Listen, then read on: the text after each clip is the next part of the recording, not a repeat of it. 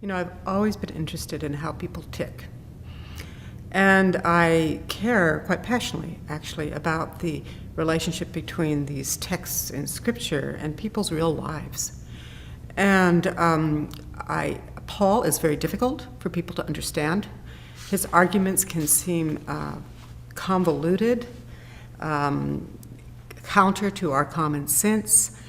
We don't know how to appropriate much of what he says. And so putting him in conversation with particularly contemporary work in developmental psychology and neuroscience about what it means to be a person is extremely fruitful for understanding Paul, and possibly also for thinking newly about what it means to be a person, which is a personal and public matter.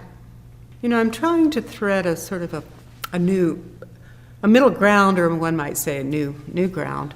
There are books, popular psychology books, that try to read Paul as a model for psychology, but I think they tend to be a bit,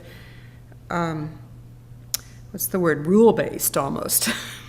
Do this, do that. And I don't think that gets at Paul's understanding of grace and how the gift of relationship with God is transforming for us in ways that far exceed any do's or don'ts. And then there is some work, not a lot, in Pauline scholarship that is interested in putting Paul in conversation with neuroscience. It tends to sometimes operate within not a scientific, but a scientistic understanding that is naturalistic and anti-supernaturalistic.